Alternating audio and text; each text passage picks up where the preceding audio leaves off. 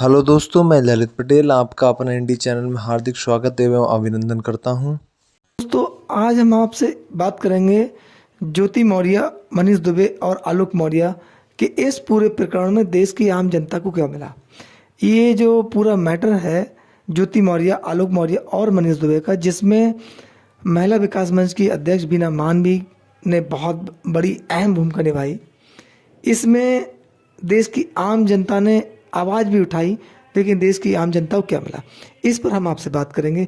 क्या देश में कानून व्यवस्था जो है उसमें कुछ लोग ऐसे भी बैठे हैं जो स्वयं कानून को तोड़ने का काम करते हैं, यानी कि उन्हें कानून की परवाह नहीं है, और अन्य जो लोग हैं, देश की आम जनता है, भोले भाले लोग हैं, गरीब पीड़ित लोग हैं, उनके लिए कानून का पाठ पढ़ाने का काम करते हैं। और उन लोगों को ये महसूस होता है कि वास्तविकता में हमने इतनी बड़ी भूल कर दी है, जिस भूल से कहीं ना कहीं देश पे संकट आ सकता है। यानी कि छोटी सी अगर कोई गाली गलौच या कोई छोटी भी घटना मारपीट की हो जाए, सीधे सीधे उनके खिलाफ मुकदमे लिख दिए जाते हैं।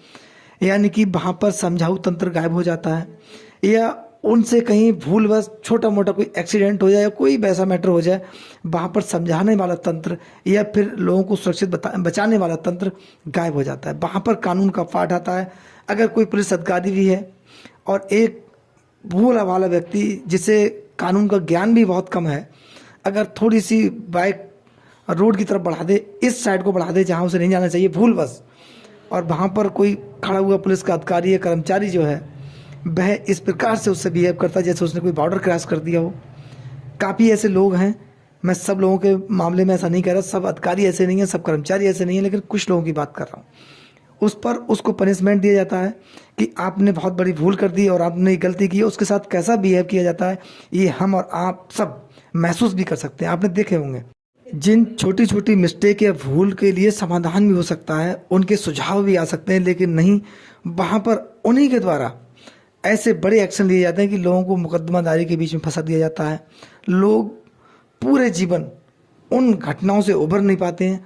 लेकिन इसी प्रकार की घटनाएं, इनसे बड़ी घटनाएं, अगर कोई उच्च अधिकारी या कोई पदाधिकारी या कोई बड़े नेता का पुत्र या स्वयं वो करता है, तो उसके लिए पनिशमेंट क्या है ये आपने देखे होंगे। जिस प्रकार से आलोक मौर्य ने आरोप लगाया था अपनी पत्नी पर, मनीष दुबे पर, उन्होंने आरोप लगाया, आरोप प्रत्यारोप का दौर चलता रहा। कुछ लोग मनीष दुबे के साथ खड़े हो गए, कुछ लोग ज्योति मौर्य के साथ खड़े हो गए, कुछ लोग ऐसे भी थे जो आलोक मौर्य के साथ खड़े हुए।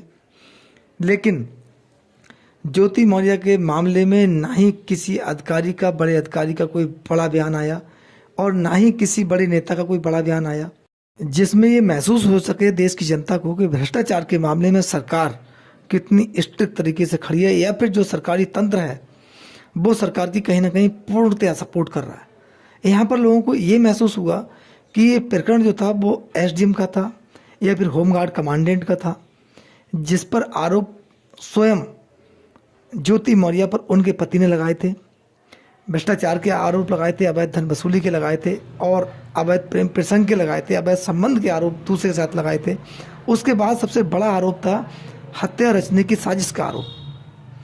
कुछ एविडेंस सोशल मीडिया पे छाए रहे, आलोक मौर्य ने मीडिया के समक्ष दिए, जिनमें वीडियोस, ऑडियोज, व्हाट्सएप चैट, तमाम ऐसे एविडेंस थे। लेकिन इस प्रकरण में पूरा एक प्रकार से देखा जाए तो मैनेजमेंट हुआ, और किसी प्रकार की पारदर्शिता बरतते हुए निष्पक्ष तरीके से कोई अग्रिम कार्रवाई एक ठोस प्रकार से नहीं बढ़ाई गई जिसमें पब्लिक में साफ और स्वच्छ संदेश जा सके। जिस अधिकारी के खिलाफ अगर शिकायत है और शासन प्रशासन के संज्ञान में है, ऐसे मामलों में सर्वप्रथम ये होना चाहिए, कम से कम होते रहे हैं ऐसे मामले, कि उसको अपने पद से हटाया जाता है कुछ समय के लिए, जब तक वह जांच कंप्लीट नहीं हो जाती। लेकिन इस पूरे मामले में किसी भी अधिकारी को, चाहे वह मनीष दुबे हों, चाहे वह ज्योति मौर्य हों, उन्हें उनके पद से नहीं हटाया गया, और पद पर उनके बैठे रहते हुए ही जांच प्रक्रिया कंप्लीट की गई, जिसमें ज्योति मौर्य को प्रयागराज कमिश्नर के द्वारा क्लीन चिट दी गई। उसमें उन्होंने जांच रिपोर्ट में ये पाया कि ज्योति मौर्य पर जो भ्रष्टाचार के आरोप लगे थे वो असत्य थे।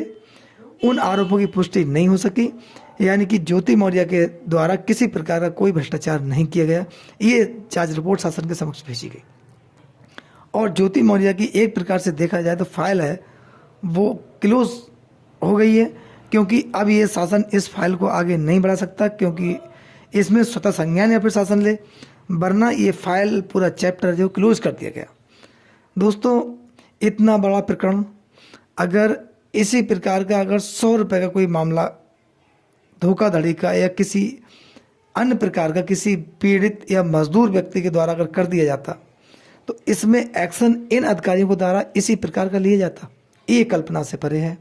हमारा देश संविधान से चलने वाला देश है, कानून व्यवस्था सबके लिए समान है, लेकिन कानून का पालन कराने वाले लोग कौन हैं, ये सोचने की बात है कि कानून का पालन कराने वाले लोग प्रशासनिक अधिकारी हैं, उसके बाद पुलिसकर्मी हैं, पुलिस के द्वारा कानून का पालन आम जनता से कराया जाता है, ये हमारे देश की व्यवस्था है।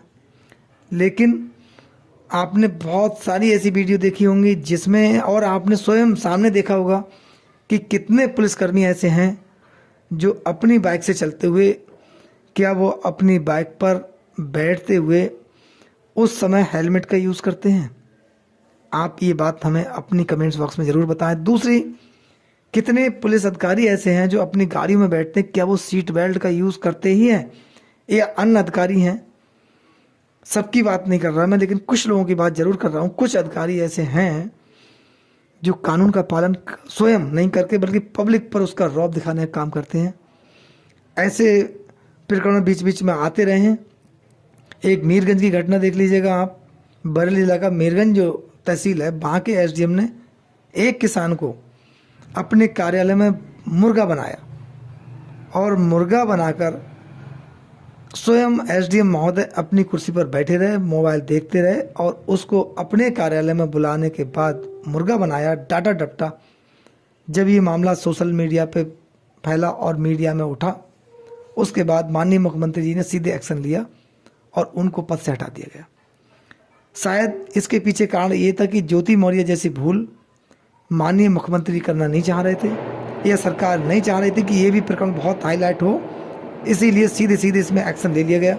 लेकिन प्रश्न यहाँ पर यह है कि देश की गरीब जनता की बात, चाहे अधिकारी हों, चाहे नेता हों, तमाम लोग हों या बहुत बड़े धनी व्यक्ति हों, वो गरीब जनता की बात करते हैं। चुनाव के समय, इलेक्शन के समय जो बात होती है गरीब की होती है, कमज़ोर की होती है, किसानों की होती है, लेकिन आज तक इन लोगों का उत्थान नहीं हो पाया। जो एक बार अगर कोई बड़ी पोस्ट पर बैठ जाए, उसका किस प्रकार से विकास होता है, ये विकास की रफ्तार कहाँ से आती है, इनके सोर्स ऑफ इनकम क्या हैं, उनकी जानकारी गरीब जनता को नहीं मिल पाती। गरीब जनता कहाँ?